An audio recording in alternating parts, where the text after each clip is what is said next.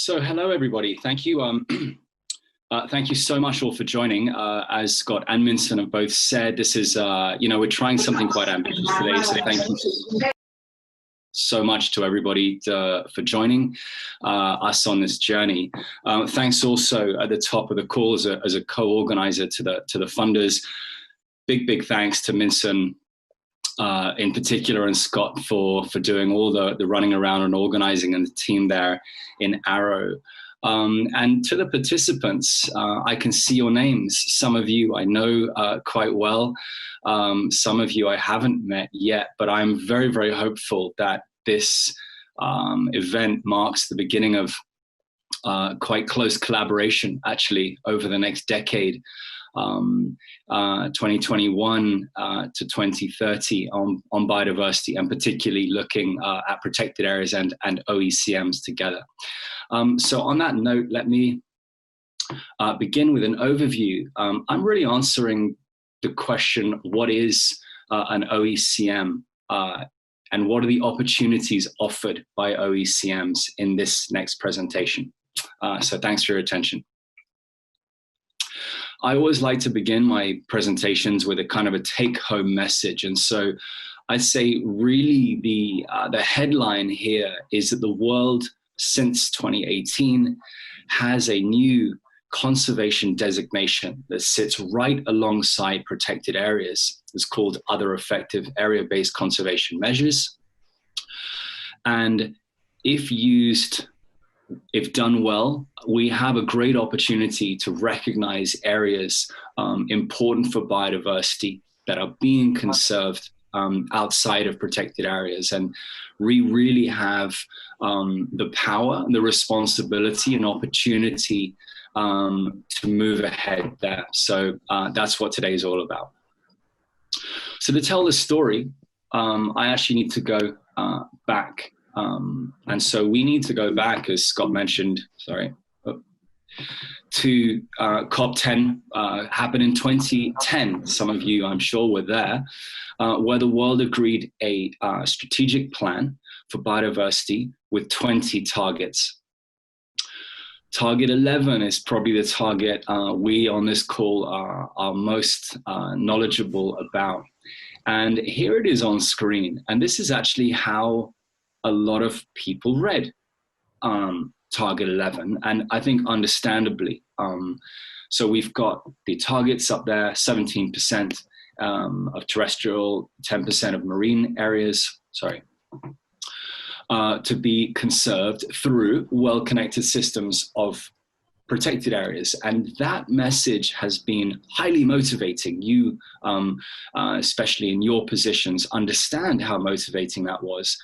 And we now have over 15% of the terrestrial areas are protected areas, and now over 8% as well of global oceans are covered by protected areas. And we are moving ever closer to reaching those targets as we approach COP15 mid-2021.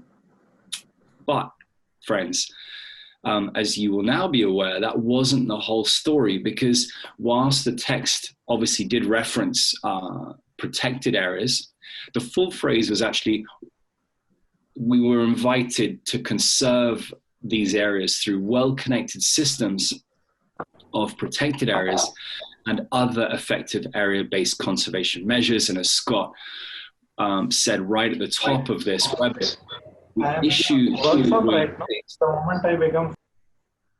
just to say there's some noise coming through. If everybody could just mute, that would be great. Thank you so much. So the question then was, that the world was facing 2010 and onwards is, what is an other effective area-based conservation measure?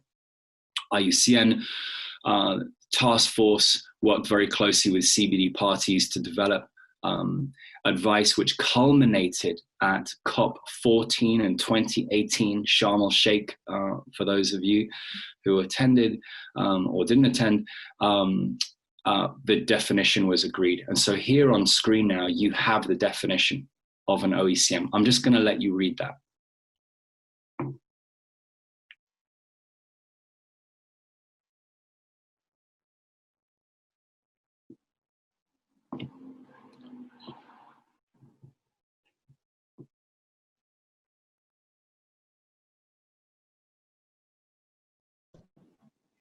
Great. So it's very straightforward. We have the area should be geographically defined. The area should not be a protected area, i.e. it's either a protected area or it's something else, could be an OECM. There should be governance and management. And most importantly, the area must be achieving the in situ conservation of biodiversity over the long term.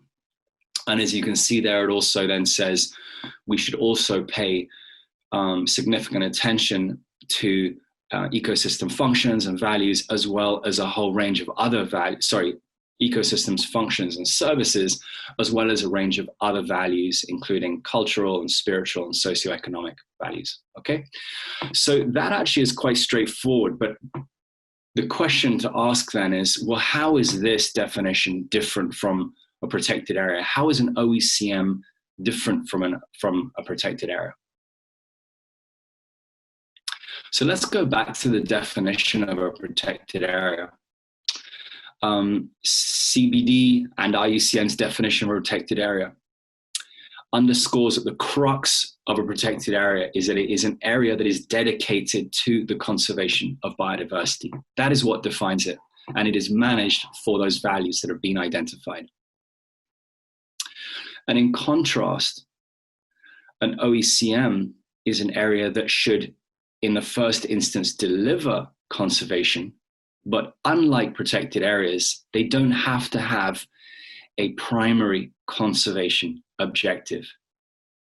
They should be achieving the conservation of biodiversity, but regardless of their primary management objectives. And so what does that mean in reality? I hope already that distinction starts making sense. I'm going to help in the next few slides, I hope, make more sense of that distinction. So what I'm going to show you now is a kind of a spectrum of how OECMs manifest, let's say in a landscape or a seascape. All the areas I'm going to talk about achieve the conservation of biodiversity. So the spectrum is not from low conservation to high conservation. All these areas are achieving conservation outcomes. The difference here, the spectrum, is actually relating to the intentionality of the governance authorities to achieve those conservation outcomes. That might sound perplexing. I hope some of the examples I provide start making sense. So at one end of the spectrum, furthest away from protected areas, we have what we're calling ancillary conservation. So these are basically sites that have got a very specific management objective that has got nothing to do with the conservation of biodiversity,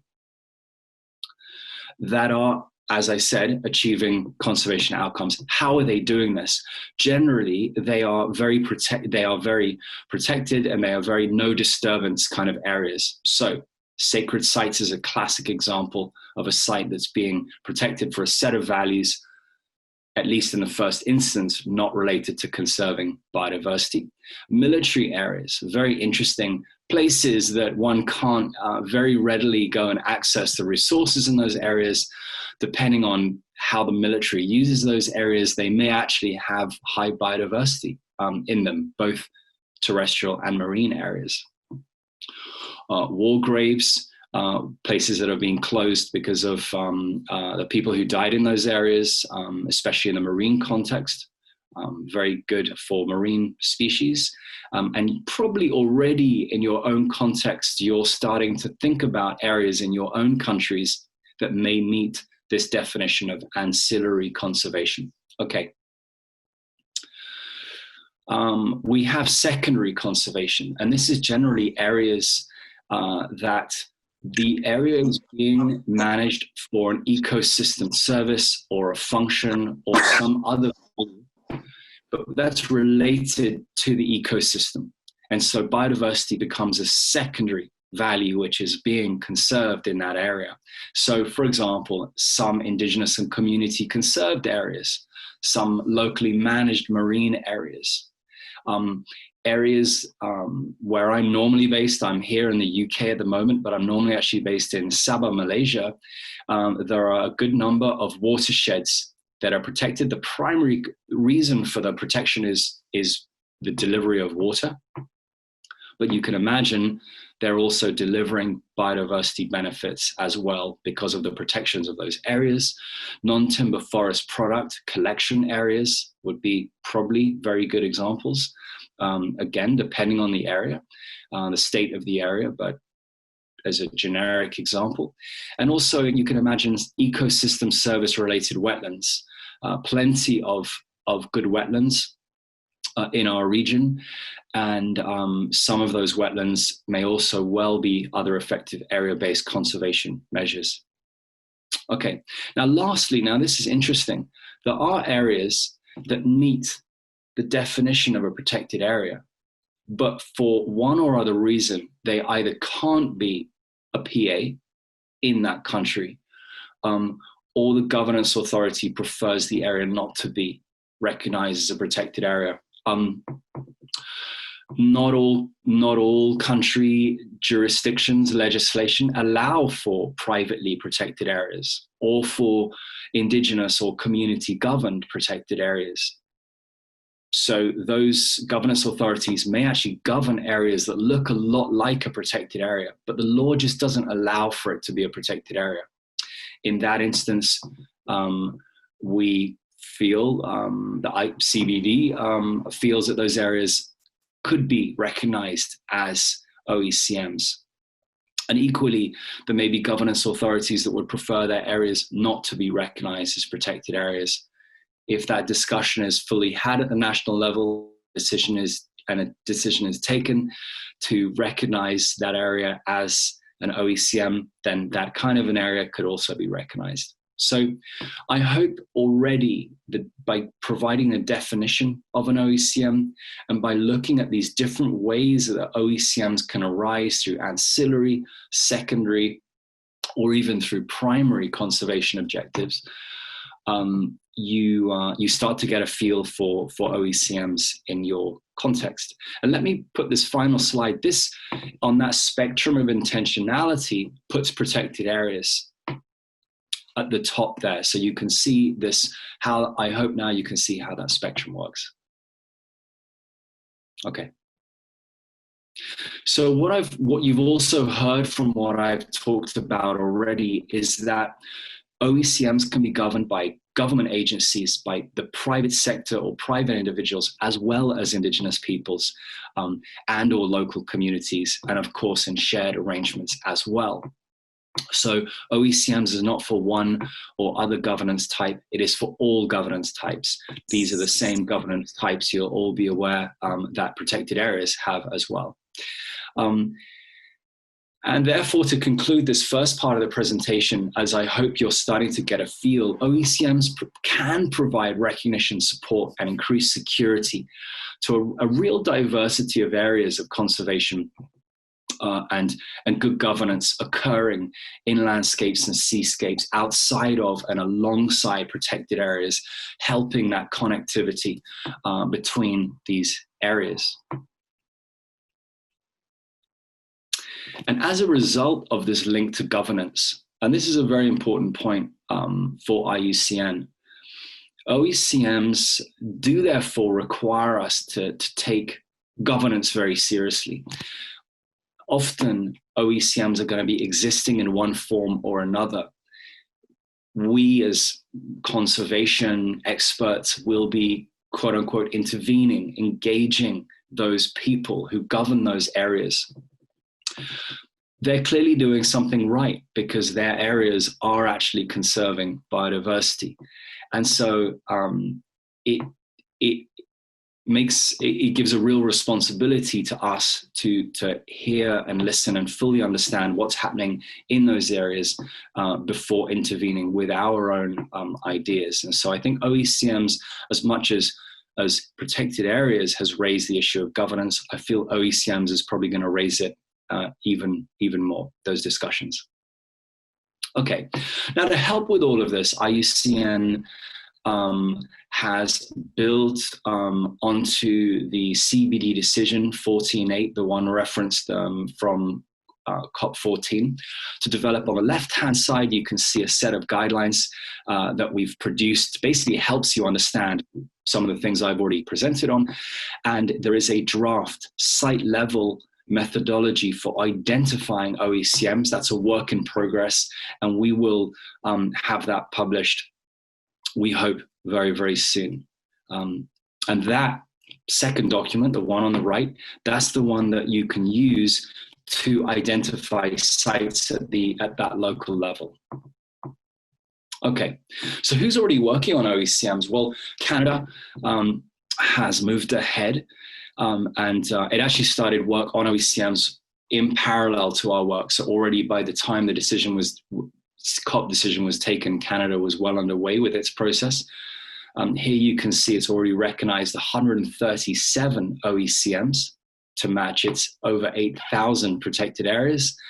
In the marine context, this is very interesting. It has actually increased its coverage from just under 3% to just over 7.5% of its marine areas, which is really interesting.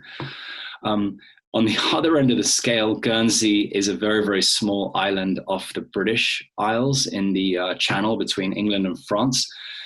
So it's a very, very, very small place compared to Canada.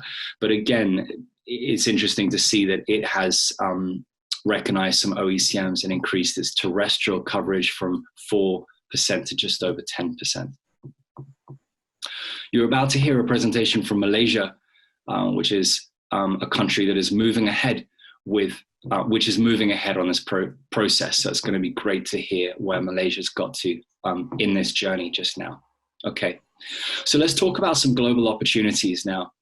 And I'm going to go right back, actually. There's a number of ways that I could have done this, but I've gone back to the strategic plan target 11 to show you how recognizing alongside protected areas can help us. It helps us to recognize areas of importance for biodiversity and ecosystem services, areas that are effectively and equitably managed across landscapes and seascapes, logically representative, and further connect protected area systems, and protected areas help connect OECMs to each other, so that conservation network grows, it becomes more complex, more robust. And of course, that network further integrates into, as we say, wider landscapes and seascapes. So that, again, I'm hoping in your own context, those of you, I know some of you have already started doing this work, those of you who haven't yet, starting to get a feel for why this is going to be an important and worthwhile endeavor. So let's just, my final set of slides, look at some opportunities and values that we're growing here.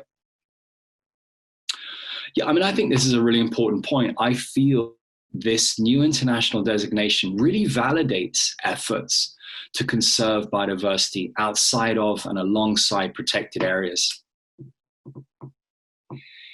It provides official recognition to governance authorities that oftentimes are doing very, very good work in difficult situations. So I hope that brings greater recognition and therefore support to those individuals, those groups. It might increase security to those areas. I hope it does. And it also may enable more appropriate support for those areas. I'm an international lawyer myself, and so I have a focus on laws and policies, and looking at jurisdictions. We're probably going to have to look at existing laws and the way they currently support areas that may be OECMs, and questions will probably need to be asked about whether those laws will need to be changed or updated in some ways, or maybe even new laws and policies enacted. We'd have to look at that institutional arrangements as well. It might lead to improvements in sectoral practices, and I'm talking there about fisheries, forestry, agriculture, amongst others. And I also think that it broadens the kind of the learning network, that protected areas have got an enormous amount of knowledge, of experiences to bring to OECMs, to newly recognized OECMs, And equally, I am sure there will be lessons to be shared in return as well. But here is the main point, that sort of launching point for the rest of the day. None of these opportunities are guaranteed. It's really now incumbent upon us collectively, and you plural, as people working on these issues directly in your countries, to leverage these opportunities and give life to OECMs in your countries. So with that, as first part of this presentation, I'm going to close there. This is my email for future reference. Thank you very, very much, and I'll hand back to Min Sun. Thank you.